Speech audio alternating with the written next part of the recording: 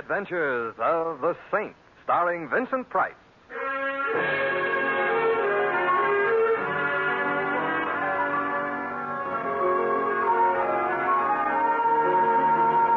The Saint, based on characters created by Leslie Charteris and known to millions from books, magazines, and motion pictures. The Robin Hood of modern crime now comes transcribed to radio, starring Hollywood's brilliant and talented actor Vincent Price as The Saint. Mr. Templar? Mr. Templar. I'm asleep. Mr. Templar. Noisy dream. You're not dreaming, That's Mr. what Templar. you say. I'm alone in my bedroom. I'm in bed. It's dark. But you're not alone. I'm here. Go away. I'm sorry. I didn't climb into your bedroom in the middle of the night merely to go away again. Well, what did you expect? A 21-gun salute? I expect your attention. You can't see me, can you? No, I'd be even happier if I couldn't hear you. But I can see you, however. You're silhouetted against the window behind you. That was cunning of me. It helps me aim the gun I'm pointing at you. I'm so glad. I'd hate to have your aim suffer. Well, what do I do now? Get up, put the lights on, You don't do anything of the kind. No? Why? Are you shy? Yeah. Let's say I'm shy. That's why you insist on holding this conversation with me in the dark. A conversation, obviously, that wouldn't be about the weather. What would it be about? Well, I'm a writer. A writer and shy? Nonsense. I need some advice. The only advice I can give all writers is don't. I'm writing a book about murder. I'm calling it The Story of a Perfect Crime. Sounds interesting. Thank you. What I came here for was to have you tell me whether or not the murder my book deals with is really a perfect crime. Go on. The man to be murdered, in my book that is, suffers from heart disease.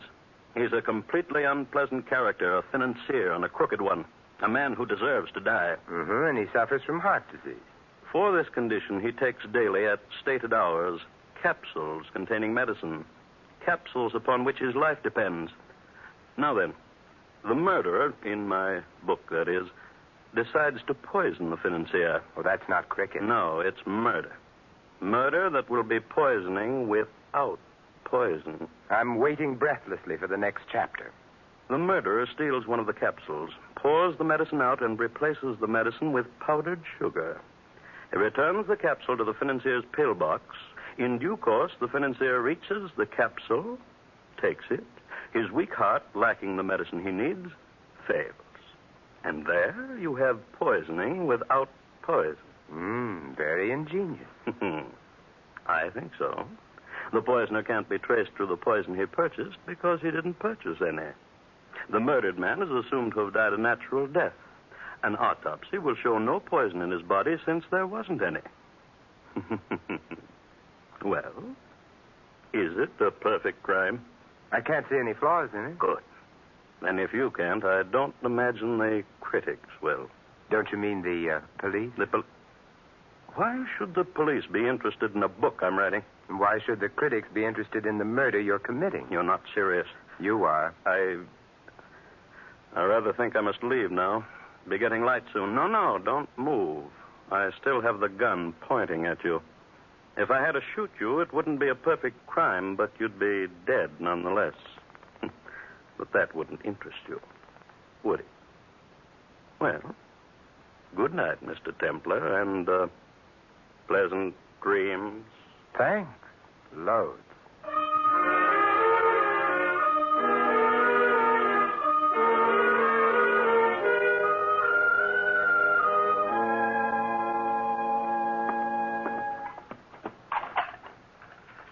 Coffee, your toast, Mr. Templar, and the morning paper. Oh, thank you. You're up early this morning, aren't you? I couldn't sleep. Hey, any resemblance between this toast and toast is purely coincidental. What does your chef do, tan the stuff? Oh, no, Mr. Templar. He probably uses old shoe leather. Hey, what's the matter? Don't you like the headlines? Can't say that I do. Frank A. Clark, noted financier, dies of heart attack as police arrest him for alleged embezzlement. Oh. Was he a friend of yours, Mr. Templar? No. But he was a financier. He was crooked, and he had a weak heart. No wonder he died when he got arrested. Depends on whether he took medicine in capsules. What depends on that, sir? Murder, my friend. Murder.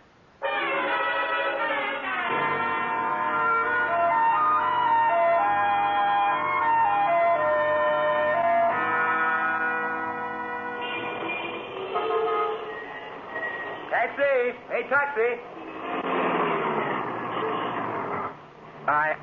Oh, no, Louis. Oh, yeah, Louis. Out of all the taxicabs in this city, why do I keep getting yours? Out of all the fares in this city, why do I keep getting you? You have a point there. I'll go right home and shop. You'll stay where you are. You want to go home with me? No. What's the matter with my home? Nothing. I live there, don't I? My wife lives there. My kids live there. You have no children. Don't get personal. I'm sorry. Man spends every spare minute he's got hoping. Louis. Did Julius Caesar have children? Did Alexander the Great have children? Did Napoleon have children? Yes. Me, they didn't send an announcement to. Louis, will you please drive me to 1893 Waterview Drive? I'm in a hurry. Okay.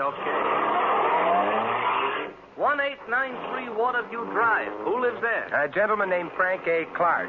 Except that he doesn't live there, Louis. He's dead there.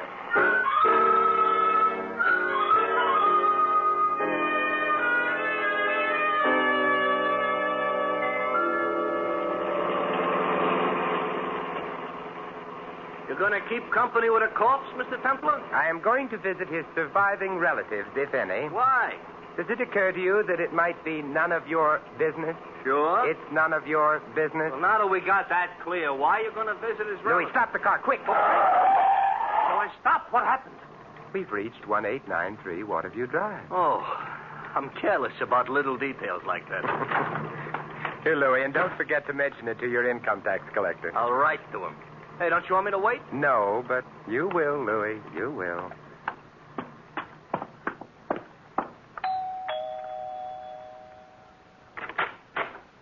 Well, hello there. Hello. This is the Clark home, isn't it? Sure, and I'm a Clark niece. And you're... Simon Templar, an old friend of your uncle's. You're not old. Well, And you're not a friend of my uncle's.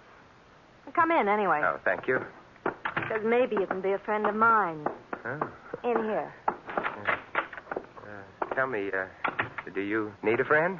No, but I like 'em when they're as tall as you. And oh, my name is Inez. Inez Francis. I'm very glad to know you, Miss Francis. It probably won't be when you really get to know me. I realize perhaps I shouldn't have come today. You must be all broken up by your uncle's death. Who, me? Well, perhaps the family. Well, that's me. I'm the family. Your uncle must have been a lonely man. No, he didn't mind. He had me in the market and all those people he was swindling. Oh, and of course he had Mr. Hartzell and Charlie Melvin. Who are Hartzell and Charlie Melvin? Charlie's sort of a weedy youth. Uncle's secretary, very anemic. I ignore him. And Hartzell? Uncle's lawyer. And I fondly suspect as big a crook as Uncle was. But very spatted, you know. Spatted? Uh-huh. On the shoes. And gardenia'd in the buttonhole. And I've a sneaking suspicion whiskeyed in the liver. How untidy. Nobody else close to Uncle? Nope. Well, then it boils down to one of you three. What does? Who's happy now that Uncle's dead? I am, Hartzell is, Charlie is. That covers the field. Why? Uncle had a lot of money. I get it now. Hartzell stole some money from Uncle. He won't go to jail now. Charlie was implicated in Uncle's crooked deal. Charlie won't go to jail now.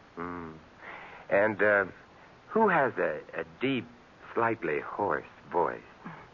I don't. No. Which means that you're not the one who came to my room last night. No, but if you ask prettily, perhaps I'll come tonight. Inez. To look at your etchings. I don't have any etchings. I'll bring some with me. Are the others around? Mm-hmm. Sitting around practicing grief-stricken looks for the funeral. That happy event is this afternoon. I'd better get dressed for it. But you are dressed. But not for a funeral. Would you excuse me for just a minute? Oh, of course. Oh, here you are, Inez. Greetings, Mr. Templar. This is Charlie. Charlie, this is Mr. Templar. Glad to meet you. How do you do? He doesn't. Entertain Mr. Templar for me, Charlie. I gotta find a dress that's sad-looking. I'd like to stay and entertain you, but I've got to hurry. You see, I'm Mr. Clark's secretary. In his condition, he doesn't need a secretary. Well, I'm Mr. Clark's former secretary. No, I'm the former Mr. Clark's No, I get it now. Relax. Oh, I'm relaxed. Well, then why are you in such a hurry? Well, I have to go out and hire some mourners, haven't I? Why? Well, it wouldn't look nice if there were only three of us at the funeral. Inez, Mr. Hartzell, and myself. No, especially since you'll all be grinning from ear to ear. May I ask you a question? Of course. Has your voice ever been deeper? Deep? Heavens, no. Ta-ta. Goodbye. Charlie, my boy. Or is he my boy? Oh, good morning. Good morning. My name is Templar, and I'm... Hartzell is my name. I'm sorry. I can't talk to you now. I'm in a hurry. Why? My tailor's expecting me. Your tailor? You'd hardly expect me to attend Mr. Clark's funeral in this, would you? Impossible. You see?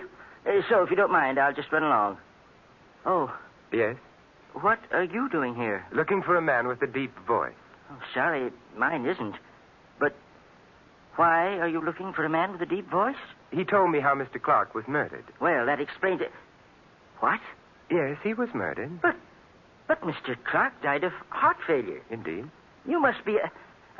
I demand an explanation immediately. You've forgotten one thing, Mr. Hartzell. What's that? Your tailor is waiting. But I... And tailors are sometimes very temperamental. Besides, we can discuss this some other time. This evening? This evening. Here's my card. I'd appreciate your coming. If Mr. Clark was murdered, something must be done about it. Something will be.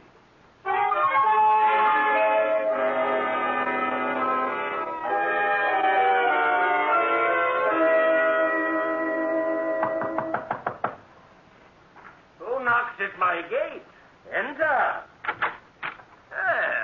Oh, Templar, as I live on sufferance and breathe with difficulty, Templar. Hello, Desmond. What happy winds waft you hither, Simon the Subtle? Desmond, I'm not an audience. Oh, Templar, I'm an old ham, and contrary to what they say, hams do not improve by aging. Still the gay adventurer? Well, I'm not especially gay at the moment.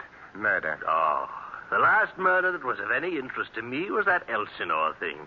You know, when Claudius and Gertrude put their heads together and slipped Gertrude's royal husband a slug of poison in the ear. I remember it well. And the fat prince, Hamlet, I think his name was, mooned about like a ninny, sending Ophelia to a watery grave and the rest of the cast to a most bloody one. You would have made a good Hamlet. Bless you! Oh, I wanted to play Hamlet. Instead, they preferred me as a ventriloquist, confound them. That's why I'm here. You've been a ventriloquist. Oh. I'm involved in a case which hangs on the identity of a voice. Desmond, could anyone change his voice so that it would be completely different from his real voice? Oh, yes. But you'd always know that the second voice wasn't natural. That does it, then. Does what, Simon? Look, Desmond, 3 people wanted a man named Clark dead. Clark is dead. Presumably, therefore, one of the 3 killed Clark. Yes. Now, I was told of the method whereby Clark was going to be killed. By a very distinctive voice in the dark. Therefore, the problem was simple. Find which of my 3 suspects had a voice like that and go on from there. Well? Not one of the 3 has that kind of voice, which leaves me with an interesting problem, but leaves the murderer free to go on murdering.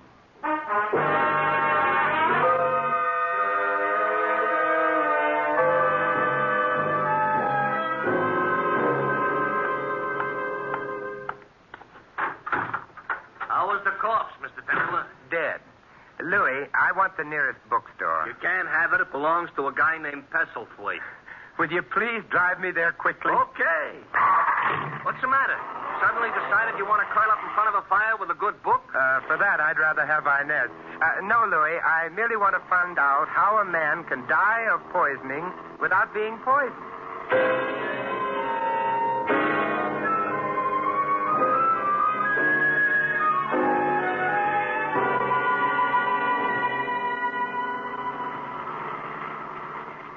Stay in that bookstore very long.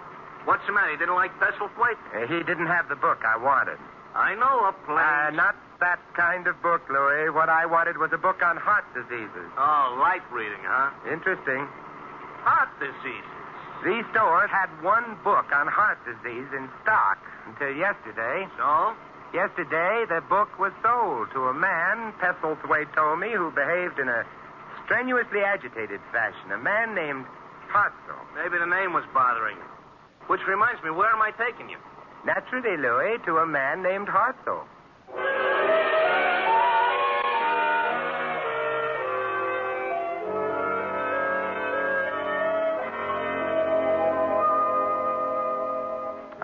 Hartzell in or on his way to Mexico or in? Mr. Templar. Yes, Mr. Hartzell.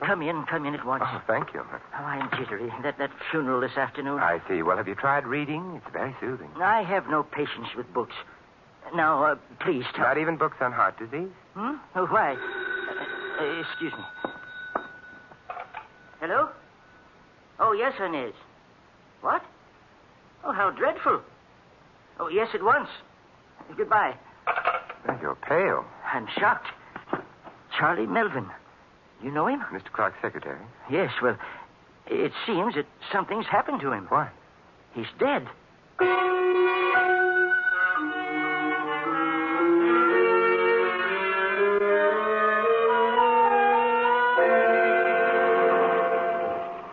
Tell him to hurry. Templar, hurry. Oh, we're almost there. Mr. Hartzell, did Inez say who discovered the body? Oh, yes, she did. She'd been visiting some friends, returned home, and... Couldn't have been an accidental death. Coincidence doesn't stretch that far. You know, if he was murdered... You still think the police believe Clark was murdered, too? Not the police, me. Oh, Mr. Hartzell. Oh, Simon. Hello, Inez. Come in. Getting to be embarrassing, all of a sudden death. It might be more than embarrassing. Might be fatal. It was for Charlie. How did it happen? He shot himself. The police, have you... I just phoned Oh, them. well, then we'd better hurry. Come on. Oh, this is his room, in here. I heard the shot. When? About an hour ago. But you phoned Hartzell here only 15 minutes ago. I didn't know it was a shot at first. Charlie was supposed to come upstairs. When he didn't, I realized, well, there he is. Yes. Yes, definitely dead. And a note. Oh, imagine that boy committing suicide. Let's see what the note says. I killed Clark because if he'd been arrested, I would have gone to jail, too. But now the police suspect he was murdered, and they suspect me. I might as well get it over with before they do. And it's signed Charlie Melvin. Well, that sort of clears up that, doesn't it? Yes, except for one thing. What's that? Charlie's voice wasn't deep enough.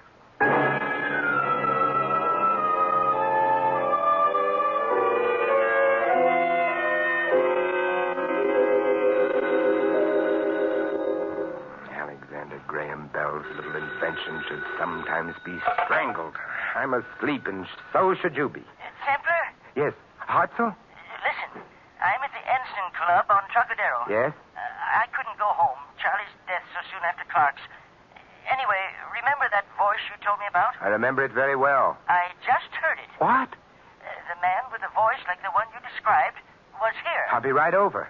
He's gone now, but I followed him outside and heard him give the cab driver his address. Good boy. I have my car. I'll pick you up immediately. Fine. We can go right after him. It's some distance outside the city. Look, I'd travel to the North Pole for him. You don't measure miles when chasing phantoms.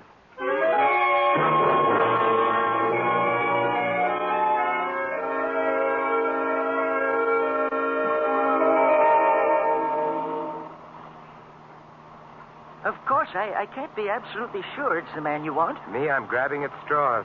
But his voice did sound like your description.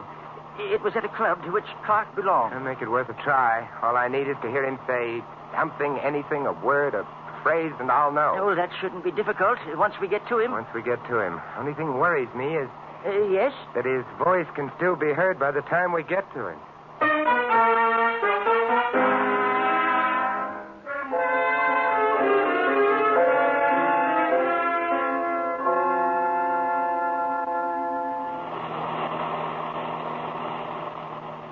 Halfway to the North Pole. So you didn't take me literally, did you? You shouldn't be much farther. Templar. Yes? I don't understand about Charlie. I can't see him murdering Clark somehow. You don't believe he did it?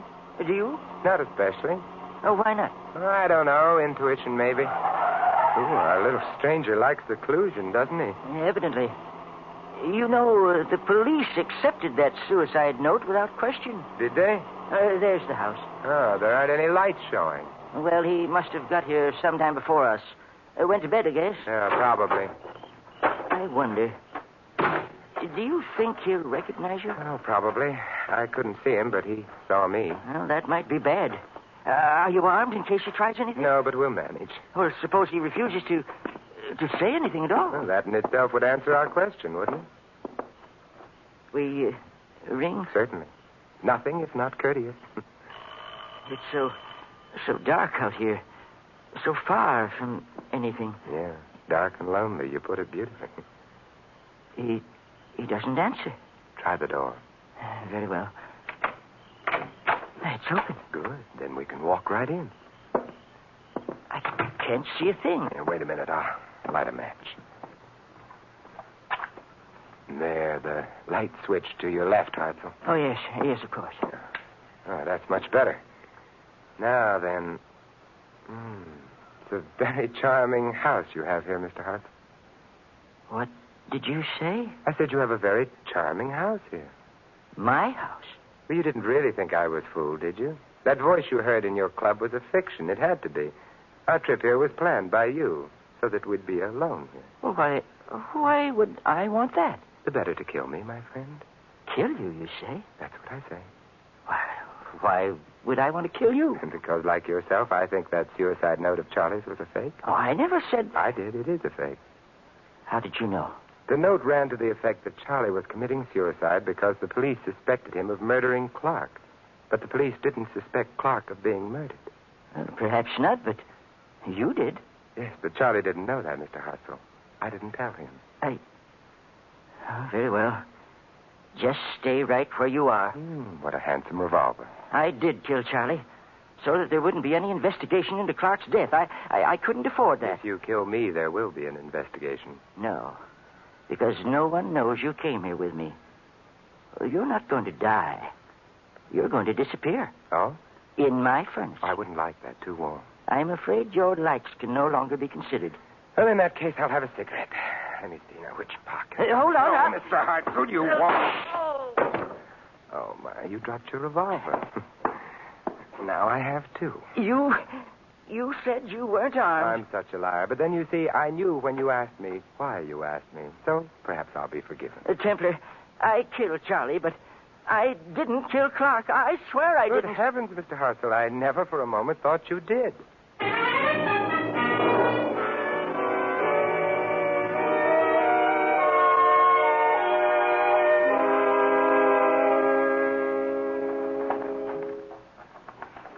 It's a beautiful night time. Poor Mr. Hartzell, all shut up in a dungeon cell. Yes, I'm afraid the beauties of the night are lost to him. Those beauties are also lost to Charlie and Mr. Clark. Don't be morbid. They're better off dead. Well, it would have been nicer to leave that decision to them. Mr. Hartzell, bless his fussy old soul, was really an impulsive man. And a foolish one. Let's not talk about him anymore. Let's talk... Of your uncle. Why? Because Hartzell didn't kill him. Oh? A man came to me in the middle of the night, in the darkness, so that I never saw him, and told me of a plan to murder Mr. Clark. It was a good plan, absolutely undetectable. The man left. All through this case, I've been looking for a man with a voice like the one that told me of murder. And? There were three people involved. Yourself, who'd get the money if Clark died. Charlie, who'd be saved from jail. Hartzell, who'd be free of embezzlement. Uncle certainly spread a lot of joy when he died. Charlie was murdered by Hartzell, but Charlie's was not the voice that spoke to me, nor was Hartzell's. Then whose voice could it possibly have been? That's the central problem. All right, why did the man come to me in the first place? Well, according to you, to make sure his method of murder would never be detected. But in coming to me, my dear, didn't he make sure of the very opposite? Oh. Well, then he must have wanted you to... That's right. He wanted me to detect murder, but why? Obviously not because he was going to murder anyone. I don't understand. The only voice in this case that I haven't heard is the voice of your uncle. My uncle? He was my visitor. But why? Why did he do it? Because nobody was going to murder him. Well, what could he hope to accomplish? What he did accomplish.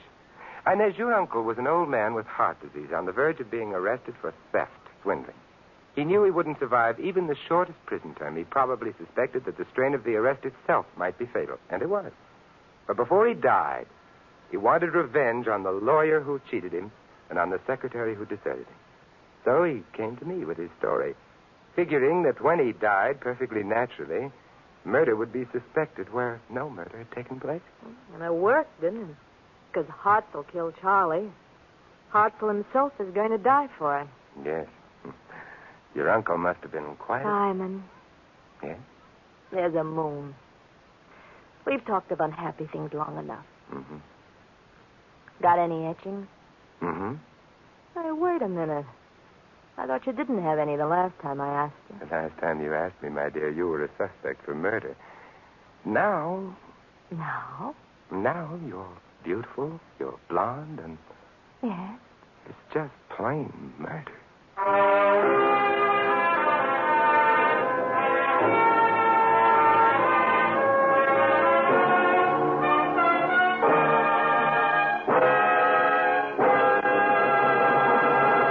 You've been listening to another transcribed adventure of the Saint, the Robin Hood of modern crime.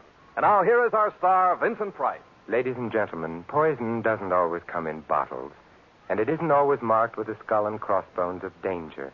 Poison can take the form of words and phrases and acts, the venom of racial and religious hatred. Here in the United States, perhaps more than ever before, we must learn to recognize the poison of prejudice and to discover the antidote to its dangerous effects. Evidences of racial and religious hatred in our country place a potent weapon in the hands of our enemies, providing them with the ammunition of criticism. Moreover, group hatred menaces the entire fabric of democratic life. As for the antidote, you can fight prejudice, first by recognizing it for what it is, and second by actively accepting or rejecting people on their individual worth, and by speaking up against prejudice and for understanding. Remember, freedom and prejudice can't exist side by side. If you choose freedom, fight prejudice. This is Vincent Price inviting you to join us again next week at this same time for another exciting adventure of the Saint. Good night.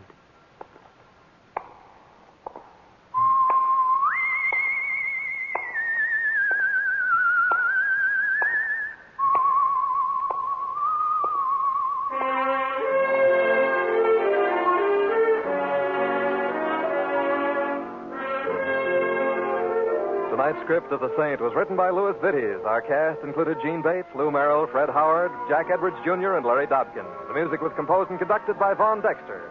The Saint, based on characters created by Leslie Charteris, is a James L. Safier production and is directed by Helen Mack. Vincent Price is soon to be seen co-starring in RKO's production of His Kind of Woman. All you Saint fans will be glad to know that the Saint comic books are now on sale at all newsstands. Your announcer is Don Stanley. Programs, get your programs here.